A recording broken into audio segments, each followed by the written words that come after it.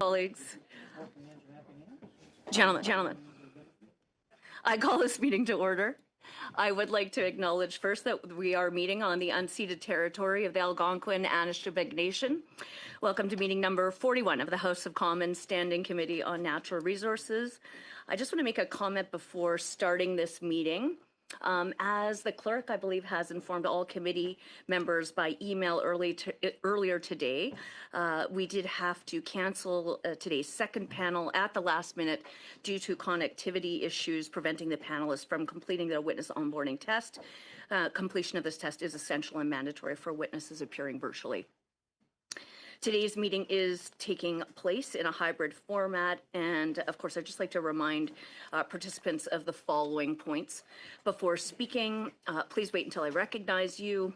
For those participating, I recognize my own hypocrisy here when I'm in the vice chair. Anyway, moving on. For those participating by video conference, click on the microphone icon to activate your mic, and then please mute yourself. Pardon, Madame la Présidente. Présentement, il n'y a pas de... Do you have translation? Il n'y a pas oui, en français, c'est absent. Oh, there's no translation right now? No. Could you continue speaking? Oh, my name is Shannon Stubbs, the Member of Parliament for Lakeland. Non, il n'y a pas, je ne sais pas. Là, je ne sais pas si ça fonctionne.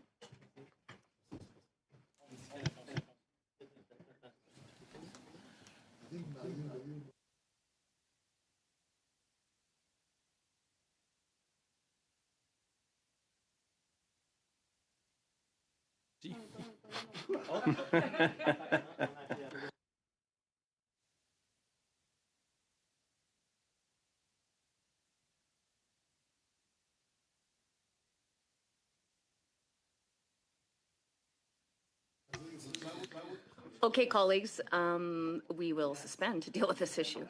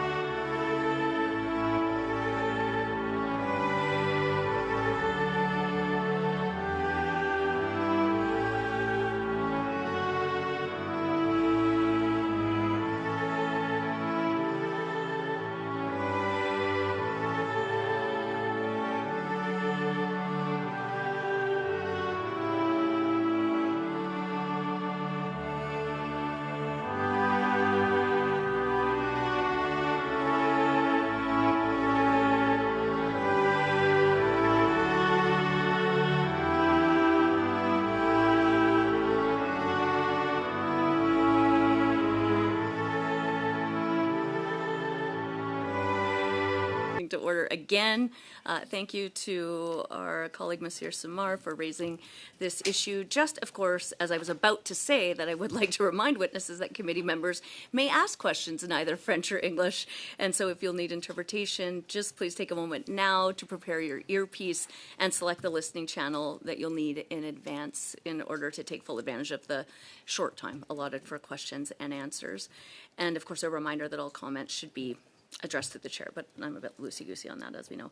So, pursuant to Standing Order 1082 and the motion adopted on Thursday, April 23rd, 2026, this committee shall resume its study of Canada's electrification, energy self-sufficiency, and domestic energy security. So, I would like to welcome our witnesses, which has been prepared for me in alphabetical order, but I'm going to do it in the order that the witnesses will present to us today, which is George oh my goodness, how do I properly Christidis. George, how have we known each other all these years, and I just suddenly am worrying about pronouncing your name. George Christidis, CEO, of course, of the Canadian Nuclear Association. Dale Austin, the Managing Director for Government Relations of the Camco Corporation. And Sam Butsuvis, Vice President of Government Relations in Nuclear for Atkins Realis. So welcome to our witnesses. You will have 5 minutes each for your opening remarks, after which we'll open the floor to questions from members. And so, Mr. Christidis, we'll start with you for 5 minutes. Well, thank you very much, and what a pleasure and honor to be here today. And thank you, Madam Chair. So good afternoon, and members of the committee. It's a privilege to appear before you today on behalf of the Canadian Nuclear Association. For over 60 years, the Canadian Nuclear Association has been the voice of Canada's nuclear industry. We represent 200 members from Canada across the full nuclear value chain, and 2 of our key members are here today with me. Energy and electricity are no longer just questions about infrastructure. They are central to our economic competitiveness, our energy security, our social cohesion. The jobs and investments, innovations that flow from this sector will shape the kind of country that we are building. The nuclear sector supports approximately 89,000 jobs directly and indirectly across the country. It contributes more than $22 billion to our GDP every year. Canada is building the first SMR. It's refurbished its large reactors in Ontario, $26 billion on time and on budget, and is a world leader in uranium and nuclear fuel production based in Saskatchewan. We supply half the world's cobalt-60. We're a global leader in nuclear medicine. And when we talk about energy, we're talking about all of that. I want to share something that has been said about Canada recently that speaks directly to the work of this committee. Canada is a trusted partner, not just a resource supplier, a trusted partner. That is exactly what Canada's nuclear sector represents domestically, but also on the world stage. Decades of safe operations, world-class regulations, responsible stewardships have made Canada a partner of choice for countries building their nuclear futures, from the United Kingdom to France to Poland, Romania, to emerging nuclear nations across Asia. That trust is earned and must continue to be earned. But here's the most important point to this committee. Our ability to deliver for the world depends entirely on what we build at home. And what we need to build at home is significant. From Ontario, New Brunswick, where nuclear has powered communities for decades, to Alberta and Saskatchewan that are actually pursuing nuclear energy as part of the long-term energy strategies, there's now a rare national consensus around the role of nuclear energy. That is something this committee needs to take note of. A study commissioned by the CNA projects that Canada will need up to 150 gigawatts of additional electricity generation capacity by 2050. That is doubling or tripling what we produce today. This demand is being driven by industrial electrification, population growth, rise of artificial intelligence data centers, and the full transition to a net zero economy. To meet the demand, Canada will need every clean energy source available. No single technology can do this alone, the scale of which requires more hydro, solar, wind, and nuclear all have a role to play. The question is not which technology wins. The question is how quickly we can deploy these technologies. Nuclear is among the most economically advantaged technologies to meet that need. Our analysis shows that the life-adjusted capital costs for nuclear over 40, 60-year horizon could be less than half of those firmed-up renewable alternatives. Total system costs for ratepayers could be up to 60% lower. and investment tax credits for nuclear could pay back 95 cents on the dollar within 20 years compared to 50 cents for other technologies. But nuclear cannot meet this challenge without the right enabling conditions, and that is what brings us here today. On investment, we welcome the government's decision to implement the Clean Technology Investment Tax Credit retroactively for small and advanced nuclear projects. That was the right call, and it gives projects proponents the confidence we need to move forward. We now are asking the government to deliver that certainty for large nuclear facilities through the Clean Electricity Investment Tax Credit, and to extend the eligibility to broader nuclear supply chain and uranium mining. On regulation, we're asking the government to exempt nuclear projects for the Impact Assessment Act, to restore the Canadian Nuclear Safety Commission as the sole federal regulator. The CNSC is a world-class agency with strong foundations to build on. Its regulatory framework needs to be modernized to keep in mind the scale of projects required to keep up with the electricity demand. The current framework adds up to 3 to 5 years to project timelines. That is not a minor inefficiency. It's strategic liability. Our workforce study is unambiguous. Labor availability to determine whether Canada's nuclear ambitions are delivered on time at scale.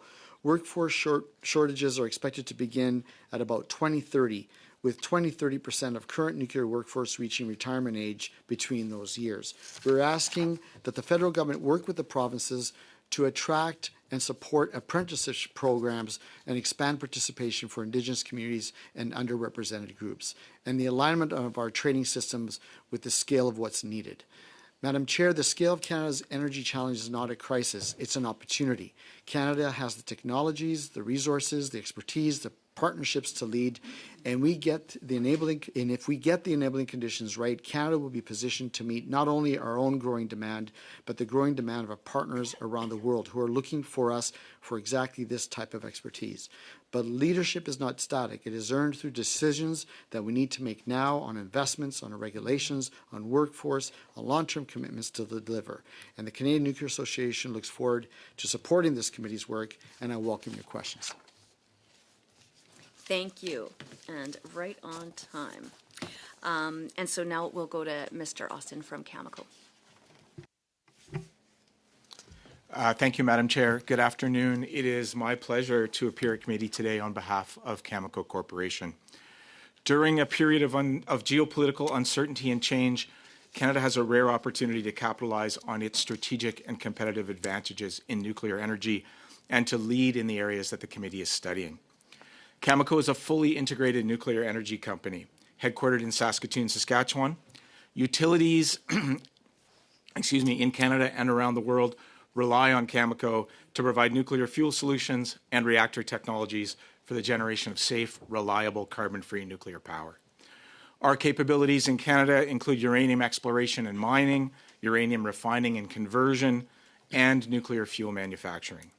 Further capabilities include uranium enrichment through our partnership in global laser enrichment and full Canadian ownership, oversight, and control of the world's leading modern, proven, and operating reactor, light water reactor, the AP1000, through our partnership in Westinghouse with Brookfield. Canada's leading positions across the nuclear sector, if leveraged appropriately, can position Canada to deliver clean, stable baseload power, a secure allied nuclear fuel supply, a stronger and more resilient domestic supply chain with exportable nuclear capabilities, and strengthened energy and national security. Nuclear energy can be the cornerstone of long-term economic growth, electrification, energy security, and geopolitical influence. Electricity demand growth, driven by electrification, industrial and economic expansion, requires large-scale, reliable, low-carbon power that can be delivered within this decade. The only technology capable of delivering on that timeline is Cameco's proven, deployable AP1000 reactor. Diversifying Canada's nuclear sector to include the Cameco-owned AP1000 will deliver enhanced national and energy security, global supply chain opportunities, trade expansion and diversification, and strategic geopolitical advantages that will underpin Canada's modern nuclear future. The world has made a nuclear technology choice. That choice is light water reactors, including here in Ontario, where Ontario Power Generation is constructing the GE Vernova BWRX 300 light water small modular reactor at Darlington. More than 90% and growing of world's reactors are of the light water design. 66 of 68 new reactors under construction around the world are light water reactors. Tapping into this global opportunity in Canada will unlock export opportunities, international partnerships, and Canadian economic potential. AP1000 reactors will modernize the Canadian nuclear sector and enhance the relevance of Canada's nuclear supply chain, talent, and innovation around the world. Uranium is the commodity for which there is absolutely no substitute. Nuclear reactors cannot operate without it. As a result, uranium is highly trade dependent. 90% of global nuclear power production occurs in countries that have little or no uranium production. Because of this significant nuclear power generation uranium production imbalance, nuclear power programs in countries around the world look to Cameco and Canada to help them manage their uranium trade dependence. Canada is the second largest uranium producer in the world. Cameco has significant capabilities in that area, and those capabilities are backed by more than 465 million pounds of uranium reserves.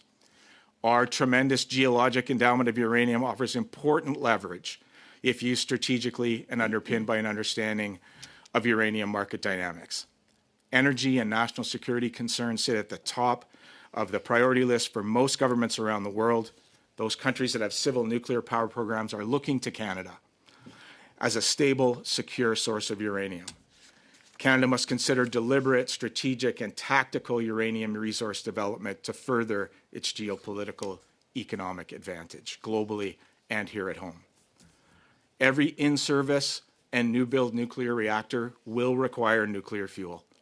Canada, Saskatchewan, Ontario, and Cameco are world leaders in turning uranium into nuclear fuel. We operate the world's largest uranium refinery. We operate the largest conversion UO2 and UF6 conversion facilities in Ontario. Cameco's fuel fabrication capabilities and Westinghouse's light water capabilities produce fuel bundles that are used in 65% of the Western world's reactors. Cameco, Westinghouse, and our partners in the nuclear fuel supply chain have made it possible for important allies around the world, and most importantly in Central and Eastern Europe, to break free from Russia's stranglehold on nuclear fuel supply, significantly enhancing energy and strategic security. And this is particularly true with our allied nations. Now is the time to maximize Canada's nuclear fuel advantages and play a leading role in enhancing global energy security. A secure nuclear fuel cycle backstopped by a reliable nation like Canada and a reliable commercial partner like Cameco is of strategic importance for our allies and trading partners. Canada must diversify its nuclear capabilities to best capitalize on the global opportunity delivered by its world-class nuclear sector. Market diversification, supply chain and economic growth, energy and national security need to be built on the strength of the Canadian nuclear industry and the global reach of the AP1000 technology. Canada benefits from having Cameco as a Canadian champion with strategic control over multiple globally important nuclear facilities and technologies with long-term durable uranium contracts. As the global nuclear industry grows in profitability, Cameco's success is truly a Canadian nation-building success. Every dollar of profit that Cameco earns comes home to Saskatoon. Thank you very much. Look forward to your questions. Thank you, Mr. Austin. I hope that committee members will forgive me for my prerogatives chair to let the witness finish his comments. So now I will go to Mr. Boutsiouvis for 5 minutes. Thanks, Madam Chair, distinguished members of this committee, colleagues. Thank you for the opportunity to appear before you today. AtkinsRéalis supports the objective to develop a stronger, more resilient, more independent economy and country. Strength at home allows us to project strength abroad and to be better partners with our allies. It makes sense in the times that we are living in.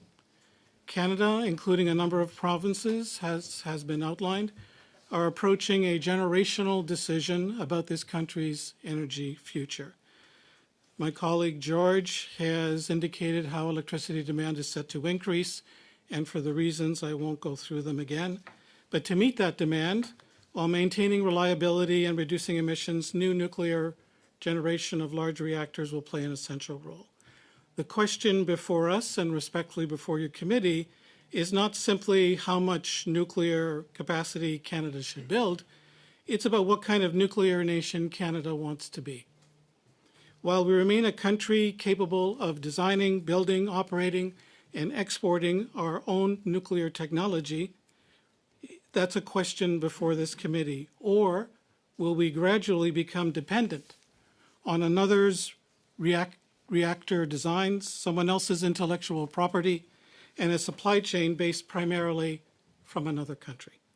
The answer is clear. Canada should pursue a made in Canada nuclear strategy anchored in can-do technology. Can-do is more than a reactor design. It represents a complete Canadian industrial capability. Few countries in the world can claim ownership and control over the entire nuclear value chain. Canada can. Our uranium is mined in Saskatchewan by my colleague to the left. Our engineers design the systems across a number of companies. Our manufacturers produce critical components. Our operators run the reactors. Our workers maintain and refurbish them over decades of service. That capability is a strategic national asset. Once lost, it would be extraordinarily difficult and costly to rebuild. And there's a compelling economic case. Public funds will help support the next generation of nuclear projects. Canadian governments, therefore, have a responsibility to consider where the benefits of that investment will ultimately flow. When Canada chooses and builds can-do reactors, the vast majority of project spending remains in Canada. Canadian firms receive the engineering contracts, Canadian manufacturers produce the components, Canadian workers fill the skilled jobs, Canadian communities benefit from the long-term economic activity that follows. By contrast, if we adopt another country's reactor technology, a significant portion of that value inevitably leaves the country through imported components, another's intellectual property, overseas engineering services. The issue is not whether international partnerships have value, they do. The issue is whether Canadians can benefit from the maximum economic return for the investment that will go into large conventional nuclear. Beyond economics, there's a broader industrial consideration that complements the Canada's strong ambition. Canada's nuclear sector supports a highly sophisticated ecosystem of suppliers, fabricators, service providers, engineers, researchers, skilled tradespeople. These capabilities have been developed over decades through the design, construction, operation, refurbishment, and life extension of can-do reactors. However, industrial capabilities do not sustain themselves indefinitely. If domestic demand for Canadian-designed reactors declines, specialized skills will erode. Supply chains will weaken, and expertise will migrate elsewhere. At this pivotal moment, as has been outlined, I'll just repeat it actually, Ontario, Saskatchewan, Alberta, and New Brunswick are either preparing for or considering technology selection processes for large conventional nuclear reactors. Recently, the Honourable Tim Hodgson, Minister of Energy and Natural Resources, announced the development of a transformative new nuclear energy strategy for Canada to be released at the end of this year. The strategy is to build on decades of Canadian innovation, including can-do technology, abundant uranium resources, a world-class workforce, and a globally respected nuclear safety regime. This strategy should encourage provincial leaders to choose can-do. The livelihoods, expertise, and future opportunities of the workers that George outlined earlier are tied to the decisions now being made. Shifting to another reactor technology would have significant consequences for Canada's nuclear workforce and supply chain. Following the success of the can-do refurbishment and life extension program, which has thus far been delivered on time and on budget, supplanting a proven domestic technology would cause substantial disruption. Rather than building on the momentum created by decades of investment and expertise, Canada risks revisiting the lessons of the Avro-Arrow era, when the loss of a strategic domestic capability carried consequences that have extended far beyond the immediate project itself. They're actually extending to today. On the energy security dimension, can-do reactors operate using natural uranium, a resource that that Canada possesses in abundance, as Dale has indicated. In an increasingly uncertain geopolitical environment, supply chain resilience is no longer an abstract concern, it's actually a strategic necessity. Finally, Canada has expressed ambitions to be a global leader in nuclear technology, including the development and deployment of small modular reactors. These ambitions are strengthened with a strong domestic large reactor program. And countries are far more likely to purchase technologies that are actively deployed and supported in their home market. A robust domestic can-do program strengthens Canada's credibility as a nuclear exporter and reinforces our reputation as a trusted technology partner. The decisions made over the next several years will shape Canada's energy and industrial landscape for generations. This is not simply a procurement decision or a tech selection. It is not an electricity decision. It's a decision about whether Canada will continue to possess sovereign nuclear capabilities, sustain a world-class industrial ecosystem, and capture the full economic benefits of its own energy investments. The opportunity before us and before you, Madam Chair, and your members is to build on that legacy and to ensure it remains a source of Canadian strength for decades to come. It's about building a stronger, more resilient, more independent economy and country. Thanks. I look forward to your questions. And thanks for your forbearance, Madam Chair. Well, thank you to all witnesses for your testimony here. And what a great nation-building reminder about the economic, geographical linkages between all the parts of our great country, and especially the importance of that prairie province to the whole country's national and economic security. So what a great message of unity from all of you. And for 6 minutes, we'll go to our first questioner, Mr. Millett. Thank you, Madam Chair. Mr. Boutsiovis, question Mr. Boutsiovis, thank you, Madam Chair. from a few of you that we're nuclear exporter, but what seems to be one of our great criteria is that we are trusted across the world. Could you expand on that? Sure.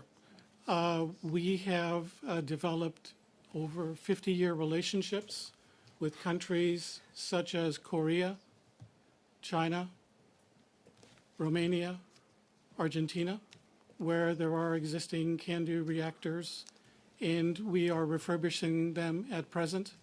And we are, everywhere we go, sir, we actually talk about developing 100-year relationships with those countries in order to refurbish those reactors, to extend them, and to sell more CANDUs. The criteria that we consistently hear about is we want to be part of the CANDU ecosystem. We want greater localization. We want you to train our workers in those countries. We want to be part of the CANDU system. We want to benefit more in terms of economic and job creation in the countries in which they're seeking to increase their electricity, their clean electricity output.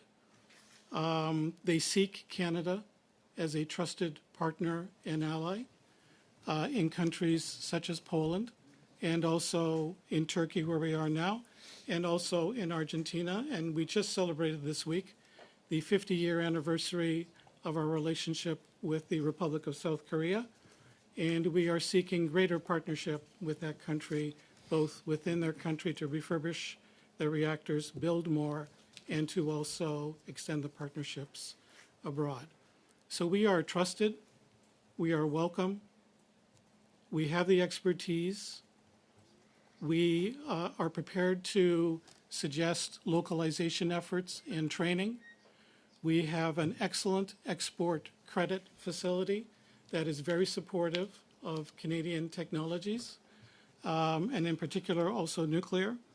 We have a Trade Commissioner service that is of tremendous importance as we comb around the world looking for partners and for countries who are interested in Canadian CANDU technology. And CANDU is proven. It's proven because of the operation of the reactors in Canada and around the world. And in particular, in Romania, if I may, with Cernavoda 2 being one of the top reactors in the world, what we have is potential clients actually going to Cernavoda to visit the reactor so that they can see for themselves what the future may look like for their countries, especially in countries like Eastern Europe. Thank you. So you know, of course, we are a world leader, and we must stay there. So, as being one of the world's largest producer of nuclear energy, how could we further leverage our nuclear capabilities to provide for an emerging global demand while also maintaining our energy sovereignty? I'm going to use a well-worn, thank you, sir. I'm going to use a well-worn statement. We need a Team Canada approach. There is no country or vendor or purchaser of a technology in which we go to where the Government of Canada is not needed or welcome. We have to go in with the Government of Canada together, and that includes, and I missed this and I apologize, we have a world-class regulatory system that is principles-based, that is in hot demand in every country that we go to try to sell CANDU reactors. And there are already consultations underway with our regulator in order to learn about the codes and standards and about how the safety systems work with this very proven technology. So it takes a Team Canada approach with the existing supply chain, and it also takes, because of the incredible demand that both of my colleagues have outlined and certainly I've endorsed, we're going to need all hands on deck in order to be able to meet the Canadian demand as well as the international demand for large conventional nuclear reactors. And I think we're all ready to rise to that challenge. All right, thank you. One last question. Where would you say, you know, we are leaders, and the tough thing is always to remain a world leader. What could the federal government do to further support our domestic nuclear development? In 25 seconds. Sorry. I'm sorry, I'm long-winded, Madam Chair. But As you George can has answer outlined, anything. the investment tax credits have been very helpful. So I'll just go back to what I said. A strong domestic nuclear regime and a nuclear ecosystem helps support nuclear abroad. And then a Team Canada approach in which ministers, parliamentarians support with their trade commissioner service abroad. A Team Canada approach is the best way in order to ensure continued success in the international space. Thank you. And now for 6 minutes over to Mrs. McKelvey. Thank you, Madam Chair. So my first set of questions are for Mr. Austin. Cigar Lake, pretty cool. It's a really cool geologic deposit. We're pretty lucky to have it. So how important is it for both the domestic uranium that we need, but also globally? And how should we be balancing that, keeping it for ourselves versus selling it abroad? Thank you very much for the question, Madam Chair. So, Cigar Lake, it is a very cool mine. It is a very cool deposit.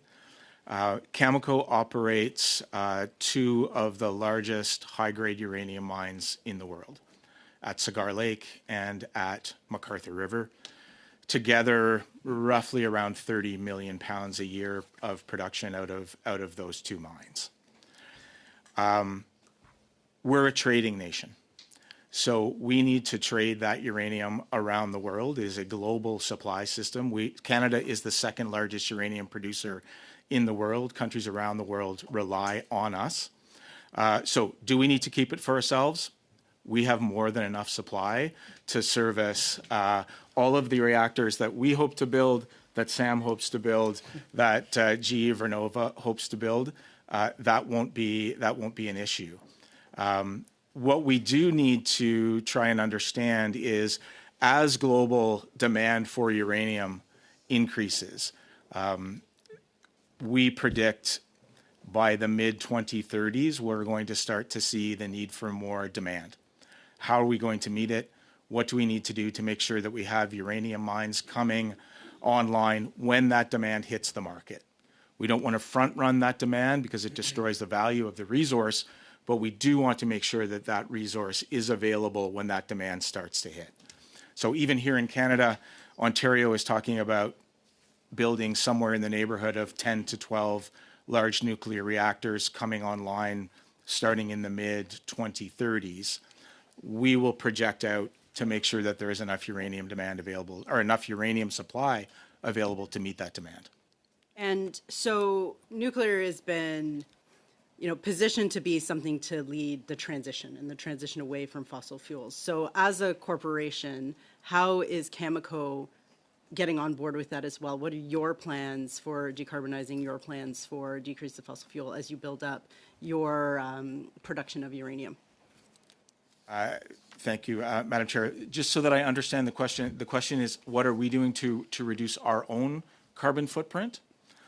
So that's an excellent question. So what we are doing at working with the province of Saskatchewan, so they have just announced a connector, a grid connector from north to south that will allow us to pull power. Right now, a lot of our mines have propane, so we're looking at ways to do that. Obviously, we are in the process of looking at microreactor technologies, the potential for those. I would say that is in very early stages, but there are certainly possibilities for microreactors, not only to service our mine sites in northern Saskatchewan, but potentially to provide electricity for our northern partner communities. And as we've mentioned earlier, the Saskatchewan government is in the process now of bringing low-carbon nuclear, or in the process of deciding whether or not to bring low-carbon nuclear power onto the grid, which will obviously help to reduce emissions, particularly as it starts to replace coal in the Saskatchewan grid. Great. That's great to hear. Mr. Christidis, there we go. Christidis, thank you so much. So, my nuclear physics isn't great, but, I kind of give the example of fission, fusion. So fusion, can you talk about some of the investments that are happening in research in that area? Yeah, so Canada does have the capability to take a look at that industry as it evolves. There's a question in terms of which fusion technology will emerge. There's a bit of a competition in the market. The, heavy water tritium fuel side that comes out of the CANDU reactors is a big component of the opportunity that Canada does have to build from that and look at that. So Canada is in a very good spot from a perspective that a lot of the nuclear companies and supply chain are looking at the potential for fusion, but fusion is a bit further out. And if I could sort of bring it back a little bit, if you don't mind, some of your questions that you asked, both Dale and Sam, I just want to reiterate the importance of decisions that need to be made now. Fusion is going to be a great technology in the future. We don't know what that future looks like yet. That industry is going to have to shape and form.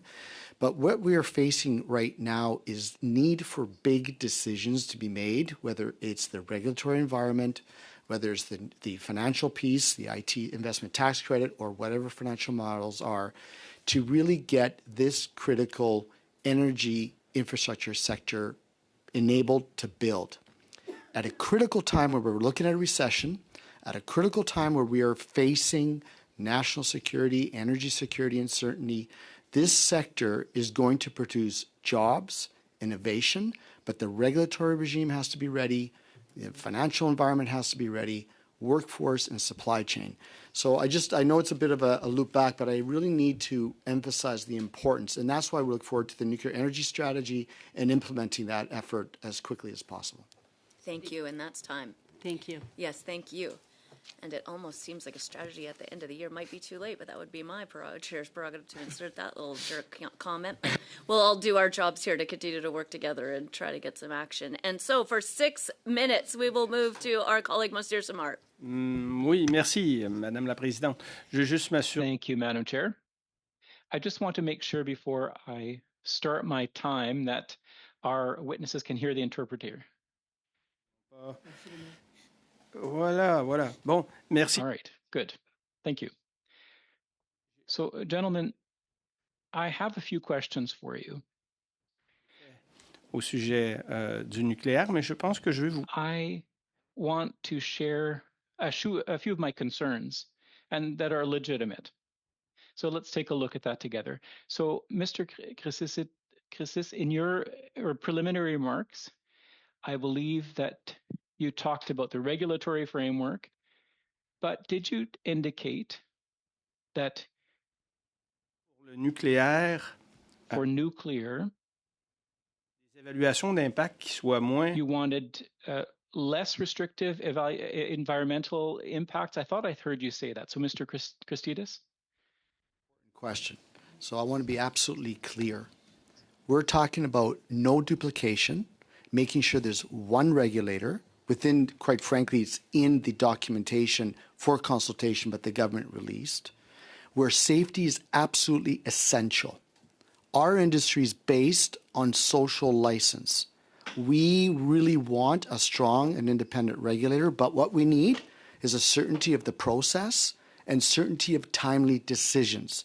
And given, quite frankly, the recent histories in Canada in terms of energy infrastructure across different sectors, there's this need for the certainty of the regulator. It is not a surprise that there's uranium, potash, etc. Je comprends. We need the regulator Je veux juste savoir, donc, vous voulez pas... All right, thank you. So I just wanted to make sure that you don't, okay, so you don't want duplication of impact assessments. So in your view, there should just be one evaluation. Would that be done at the federal level? Nuclear industry is federally regulated. Oui. It absolutely has to be. The CNSC is a specialized regulator, arm's length court, and we say that the impact assessment agency should be there. Oui. Mais si j'ai un conseil personnel à vous faire... Okay, but if I just have some personal advice that I can share with you, suppose... nuclear energy presents certain risks that you know. And if you talk to somebody from my generation, you know, what comes to mind is Chernobyl. Environnementales qui sont... With environmental damage that is unrepairable. So to say that you're asking for a reduction in impact assessments, you know, as a politician, I don't think that's a good idea. I think that you're going to have a lot of resistance. And why? And you may have seen, as I did, the recent decision on waste management, the recent decision of a judge in Chalk River. You may have seen that. So people, when they think of nuclear energy, they don't have technical knowledge, but they do have a bit of hesitation because it can mean environmental impact on the health of people that are considerable. So coming before a committee here in the House of Commons and to ask for a lightening of impact assessments, I'm not sure that's a wise decision. But l'esprit d'une majorité, you know, for most people in the general population, there is we associate danger with nuclear energy. So I'm just saying that in a friendly way. You know, what we're looking for here is to make sure that Canada and that nuclear energy is can work in Canada and Quebec. And well, maybe not Quebec for the nuclear energy, but that's something we should think about. But in the collective interest, I don't think it would be a good avenue to explore to ask for a reduction in impact assessments. I want to be absolutely clear. No one's talking about reduced. We're talking about not having duplicative agencies. The question is the creation of an impact assessment agency. Présentement, il y a une duplication, c'est ça. C'est ce que je voudrais comprendre. Recommendation. So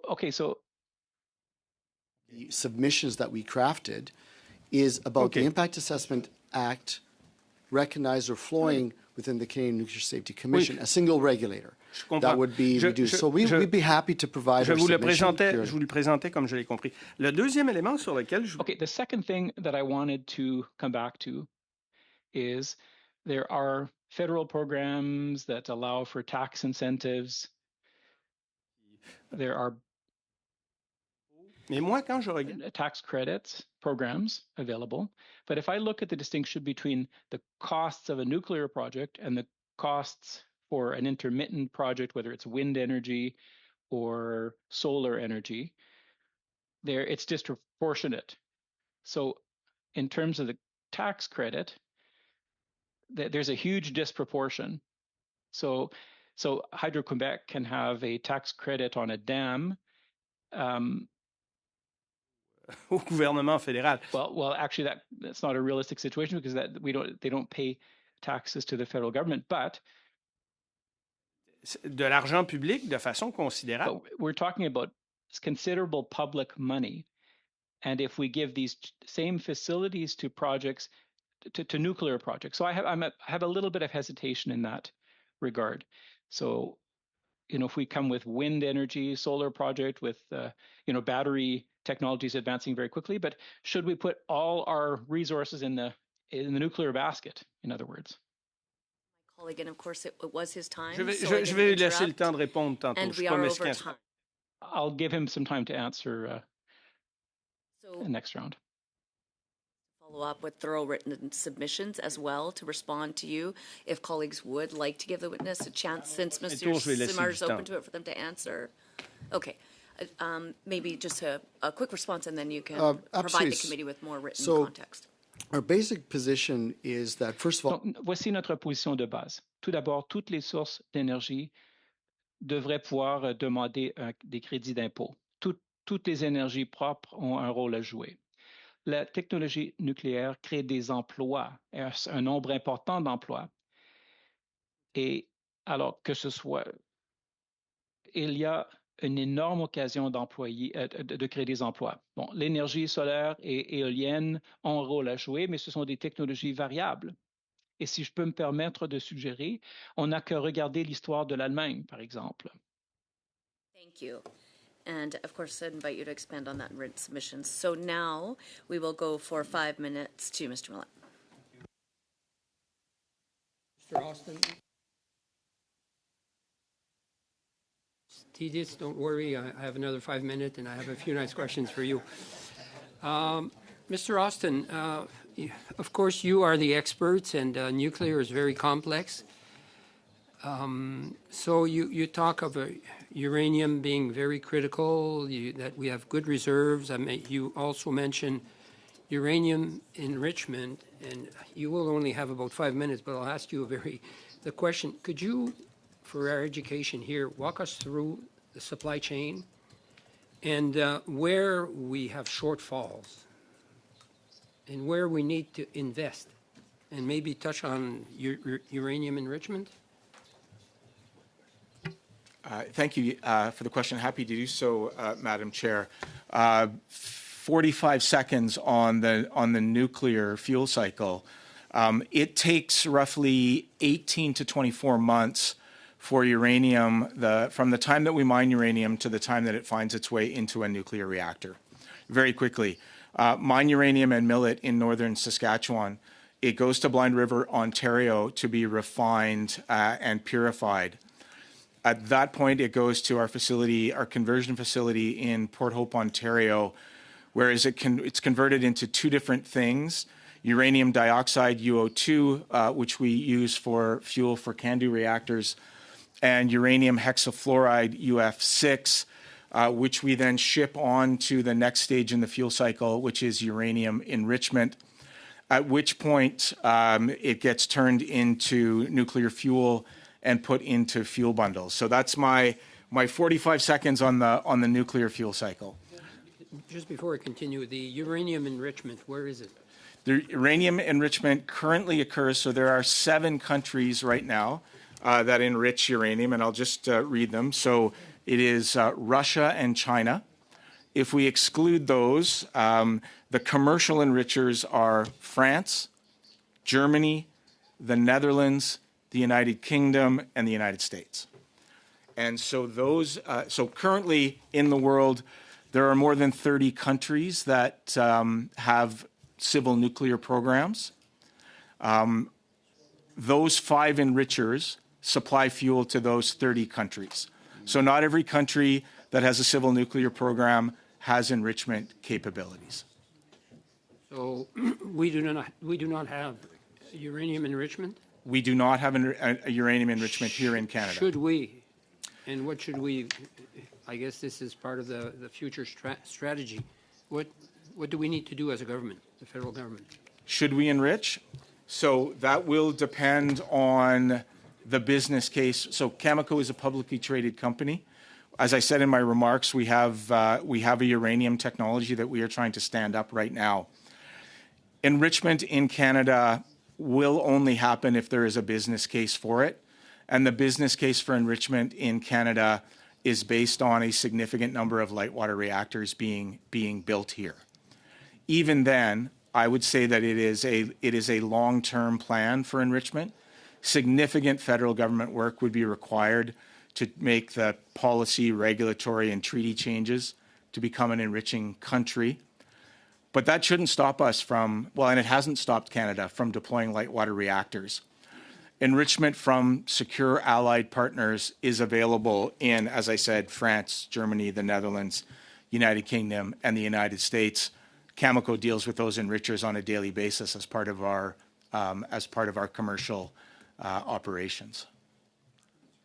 Okay, yes, but we're thinking of the future. I mean, we never know what will happen, so we have a shortfall there. What kind of investment would we need, and is it a 10-year window, 15-year window?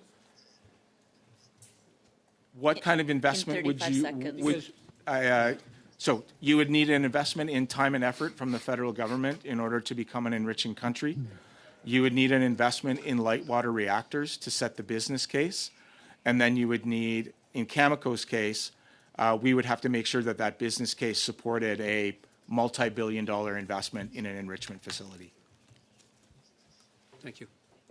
Thank you.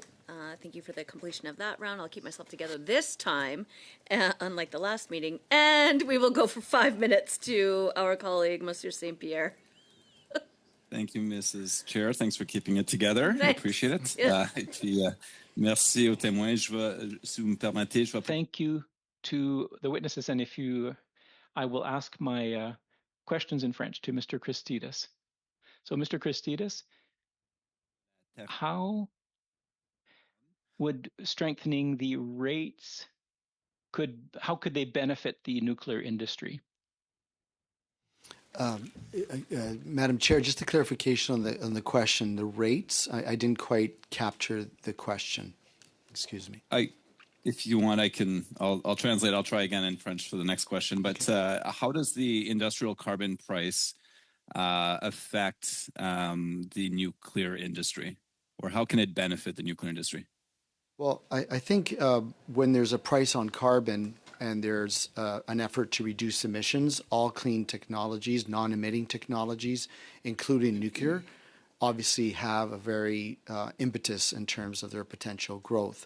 You saw that in hydro, you see that in renewables. So nuclear will be part of those technologies as you're looking to do that type of reduction of emissions. And of course, if there's a price. I would argue, based on the question, Madam Chair, that we're also leaving the space where it's just the carbon conversation. We're seeing an increased need and desire in industry and in terms of, let's say, national security goals of a stable, reliable energy source that has a strong economic and social cohesion bent to it.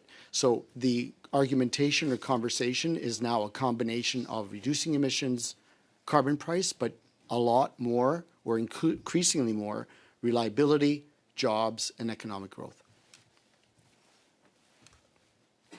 And very quickly, our government introduced an electricity strategy just a few weeks ago, and with the goal of doubling the electricity grid by 2050. Can you quickly comment on the role of nuclear with regards to the doubling of the grid? Well, that's exactly the point. So I thank you for that question, is that without large and small nuclear technologies, meeting those very ambitious goals will be very difficult. There have been jurisdictions domestically, but also internationally, and I have been pointed to Germany, for example, that attempted to do those types of efforts without a role of dependent at 70% import of Russian natural gas.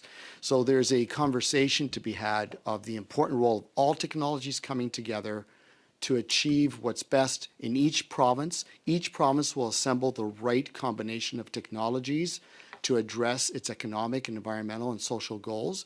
And we've always argued there's a role for all, and we have a role for that as well. And we're seeing ourselves as a very, very strong partner in those conversations. Mr. Cressidi, a few years ago, there was a lot of buzz around SMRs, small modular reactors. Can you provide data? Like where are we at so far in terms of the technology uptake in Canada? Can you speak to where SMRs have evolved in the Canadian market over the last couple of years? And do you have any data, any reports that you can submit to this committee that speaks to the current role of SMRs in our economy and the projected role of SMRs in our economy? I certainly could follow up with more information, but just very, very quickly, 4 SMR units are being built at Darlington by Ontario Power Generation and its partners. SAS Power is building another 4 in Saskatchewan. They're gone through a process of identifying a location. They got to go through regulatory. Alberta's held an engagement process to look at both large and small technologies. And I should add, large nuclear is now very much part of the conversation domestically.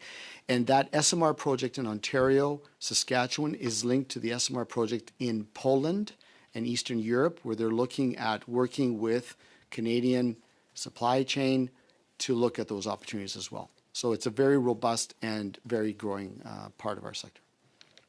And very quickly, we know that Indigenous communities are often remote and they're shipping in diesel and paying enormous price for that diesel. What role do SMRs have for energy sovereignty for Indigenous communities within Canada? Again, thank you for the question. We'd say Indigenous communities would look at the opportunity of nuclear technologies if it fit their need and if it fit what their vision is of themselves. We would argue that the small and very small reactors in the future would be the type of technologies, along with other technologies, that those First Nations could consider for their own future. Thank you, gentlemen. Right on time. So now, for 2.5 minutes, we will move to our colleague, Monsieur Simard. Merci. Désolé, je voulais pas vous bousculer tout à l'heure. Mais quand même, je demeure perplexe. I didn't want to rush you, but I'm a little perplexed when it comes to nuclear energy. And I was looking a little while ago because in the case of in the framework of this committee, rather, I had some old notes. I couldn't find this study, but I had some written notes for solar. So for solar, they're talking about 2.5 to 10 cents for the kilowatt, or 3 to 12 cents for kilowatt hour for wind, and electricity 3 to 10 cents. And then we're talking about nuclear, it's 10 to 22 cents for nuclear energy kilowatt hour. And that's a really big difference right from the onset, on top of the management of the nuclear waste. I know that this is a challenge when it comes to intermittent power sources such as wind and solar, but stockage is doing really well. The Chinese are showing the way. But when it comes to investment in nuclear, and I understand what you're saying when it comes to jobs, but on the long term, is it really worth investing in nuclear? Thank you for the question. Only because you mentioned China. China's building 60 reactors. Nuclear reactors. The amount of growth across the international stage of countries that need more electricity to reduce emissions have all baked in nuclear. In terms of the price of nuclear, I'd argue that it's almost a region by regional conversation. In Ontario, the IESO, which is the system operator, has hourly updates of the cost of power and where it comes from.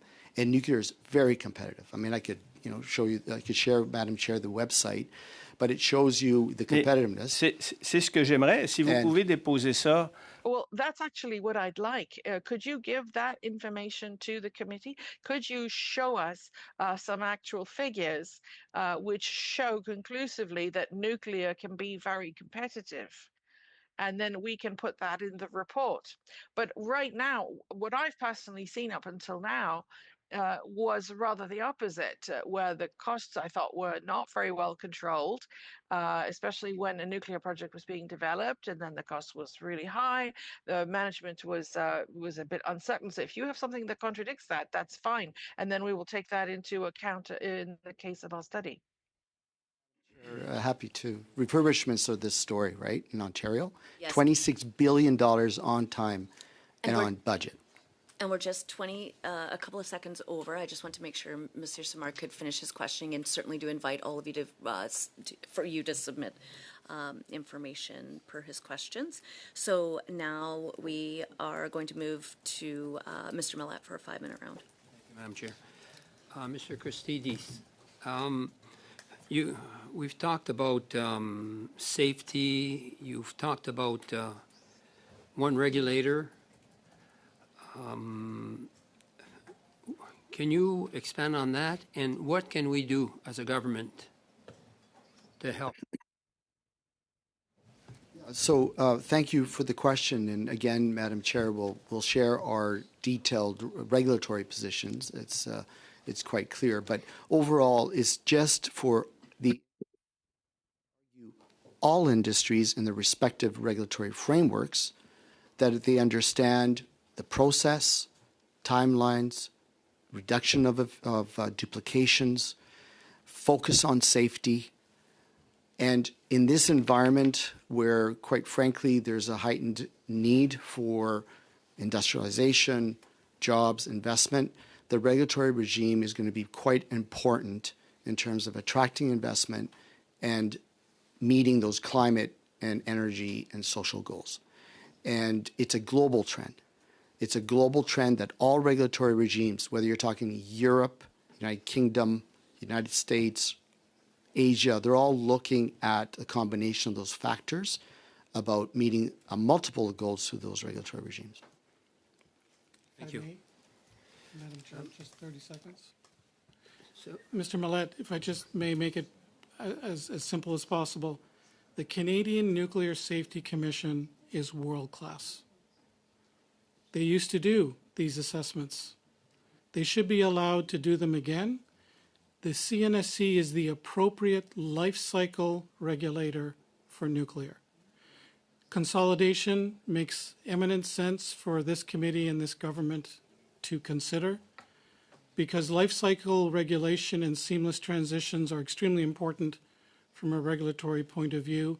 And secondly, duplication of work on the regulatory front should be avoided as much as possible.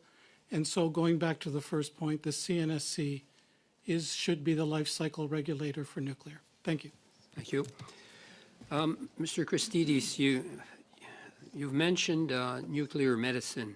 I remember being involved with my hospital board probably 10, 15 years ago, and I think there was a crisis. Would it have been at Chalk River? We forget about it, but how important is nuclear in the nuclear medicine? Well, it's very important. So in the, again, thank you for the question. One of the strong benefits of the Canadian nuclear industry and the reactors that are used at Darlington and Bruce, CANDU reactors, do generate isotopes, medical isotopes that are used for a number of different procedures for nuclear medicine, fighting cancers, other different procedures, to the point where it's gotten significant international attention, including the IAEA based in Vienna.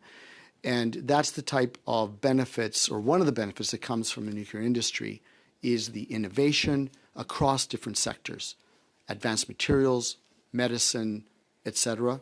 And therefore, many countries and provinces are looking at nuclear technologies as a centerpiece of their innovation system. I want to come back to uranium enrichment. Well, you know, here in the House of Commons, there's a lot of talk of making Canada self-sufficient. We're looking, you know, in every industry, too often we export our products before we could do more with them. Could this uranium enrichment in the future be an export for us? And what are we looking at from your government here? And is it possible that one day we would be involved in uranium enrichment to be fully self-independent? I mean, we get along with our allies. You mentioned France, but you know, it's always important to be self-sufficient. Thank you for the question, and I don't know if it's me, but I'll defer to my colleague. Sure. But I will say that the president of Cameco recently spoke at Saskatchewan Chamber of Commerce, and he would know much more, and Dale would know much more than I. But he did signal that perhaps it is a conversation that Canada should start to have. I think Dale could provide a little more insights in terms of what that entails, but it is a significant lift that the Canadian government would need to consider. It's a treaty-based type of initiative, and I do think, Dale, you might have something more to add. Madam Yes, Chair, and with your here's permission. the catastrophe is that's the end of our time. Okay. So we now will move over to end this panel for 5 minutes with the parliamentary secretary. But I do certainly invite Mr. Austin to either address that if he can, if that comes up in the questioning, and definitely provide a written response. Thank you. So over to 5 minutes to the parliamentary secretary. Merci, Madame la Présidente. Thank you, Madam Chair. Mr. Christidis. Vous avez dit tout à l'heure, je vais vous prendre nos... You said a little while ago that we should calculate about 150 gigawatts more for Canada in the future in energy needs. Association a fait... Your association, has it done any forecast of how much of that 150 gigawatts would be coming from nuclear compared to other electricity production methods so that we could meet our needs? Yeah, thank you for the question. Indeed, our association has done a research, and it identified on the energy demand about 150 gigawatts are needed, 115 of which we're projecting would come from nuclear to meet that demand, and we could certainly share that report with the committee. And as a side, we also have done a workforce study that we could also share as well for background. I think that would be invited by all committee members. Tout à fait, Madame la Présidente, j'aimerais beaucoup. Yes, Madam Chair, I would really like that report. Thank you, or those reports rather.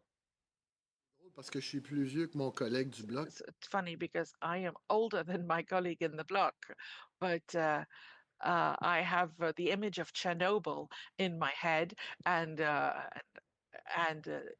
there was a certain technology in a certain country, and I know that your technologies now are much more secure for Canadians. All of you offer that. And in the last polls that I saw, the Canadian population as well as Quebec population seem to be more well disposed, more open to nuclear energy, more and more. What could we do to encourage Canadians to look upon nuclear energy as what it is, which is a clean source of electricity? I think you've all explained this, that is predictable, it has low emissions, and it is sustainable. So what could we do to persuade people, us, the government, you guys, what could we all do together? Madam Chair, the way I would respond is I actually think the public is further ahead than you realize. When it comes to a younger demographics comfort in addressing climate, for those that are worried about the climate, they will put nuclear on the table. Younger generation will.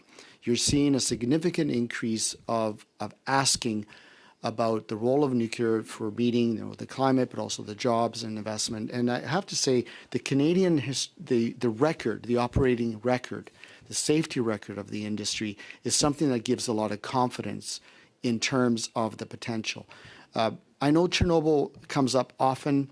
It's a very logical question, but you're talking about a defunct Soviet technology with a defunct Soviet system that had a defunct regulatory regime. We're not talking about the current experiences. And if I may lean in a little bit further, I want to raise Japan. Japan is in the process of increasing its nuclear energy mix. This is Japan, which have had a very difficult experience with nuclear, to say the least, and they realize that there's a foundational need for nuclear technologies to meet their climate, energy security, innovation goals. And I'll leave it there, but that would be my response to that question. Merci beaucoup. Monsieur Austin, étant donné, Mr. Austin, I think you're the last person I'm going to ask a question to. As a parliamentary secretary, I spend a lot of time with the mining industry. And I know that Cameco, like you've said, is a huge mining producer, especially in uranium. What sort of challenges and what sort of opportunities do we have in order to be able to do even more so? Thank you for the Or question. better? 19 seconds, but here's what's going to happen. I'm going Okay. to use my chair's prerogative, and you're going to answer this question.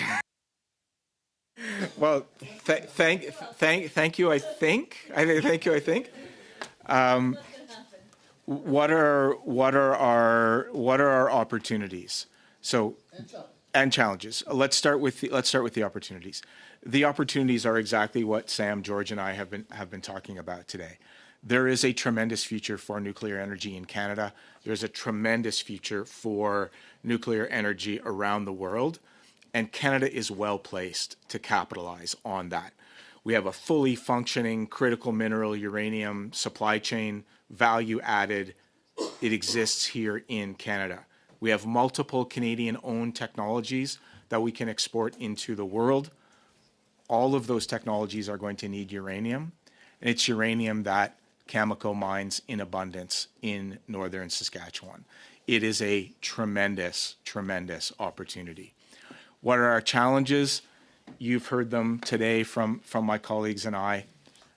It is workforce. How are we going to train the people that we need to mine uranium effectively and efficiently? Cameco is very, very fortunate in that our Indigenous partners in northern Saskatchewan, we have tremendous relations with them. They want to come and work in our mines. Their businesses want to support our mining operations. We're the largest industrial employer of Indigenous people in the country. How can we tap into that population of people who are interested and willing in working and living in the north where they live? So it is workforce.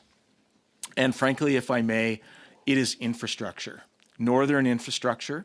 When the federal government often talks about supporting the north, they often talk about north of 60. There is a tremendous band of economic activity just south of 60 where the bulk of our uranium mines are. We need roads, highways, systems to move that resource because we are going to need to be moving a lot more of it. How are we getting that resource from northern Saskatchewan to Ontario and then to the world? Those would be the two that I would highlight. Thank you. Thank you to all the witnesses for your presence here today, to all the members for your important questions and these important responses, and of course, do extend the invite again. Please follow up with any written submissions for more context and information. So, colleagues, that is all the time that we have today with this panel. And I do have to remind everyone that our next meeting will be on Tuesday, June 9th, where we will have an informal meeting with the UK Energy Security and Net Zero Committee for an hour, and then 1 hour of regular business to continue this current study. So please also note that the analysts will need your recommendations for the energy export report before the House adjourns for the summer. And thank you to all of our support staff and translators and clerks and analysts and everybody's patience with our technical challenges here. And yes, Parliamentary Secretary. That'll be an easy one. The clerk told me something one-on-one that I want the clerk to share with the team here on the study, the forestry study. All right, I didn't expect to go right there, but earlier... Well, I'm the chair, and you don't have to if you don't want no, to. it's fine. Okay. No, it's fine. I didn't think that was a big problem. No. Well, I don't exactly know what you're asking, but that's why I He would. knows. Okay.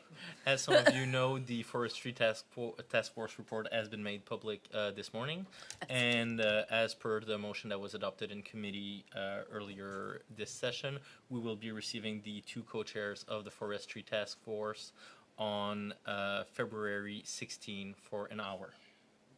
June 16. June, sorry. June. On a aussi toujours notre contentieux avec nos amis d'Enbridge. So, and what about our Enbridge friends who seem to flee us? Flee us, we who are so nice. So I don't know, Mr. Clerk, do you know where we're at? I want to give them a lot of love. I want them to hear me. I'm ready. When it comes to Enbridge, we have had a few back and forth communications with them. I still don't have an answer, but I will continue. I know that those big companies sometimes use communication firms and they follow the committees. They listen. Perhaps we could ask them to, we would just say they're appearing and they'd look really bad in the media if we said that they were going to appear and they didn't. Are we going to collectively reach the end of our rope of patience? Because I'm mighty close to it. Members, because of course I also support transparency and that motion. So I think we'll have a discussion about this and figure out what we will do about it. And thank you for that reminder. So please, so again, thank you for everybody's patience and forbearance with our technical challenges, especially for the witnesses who came here to be present with us, and for everybody's assistance and accommodation today. So is it the will of the committee to adjourn this meeting?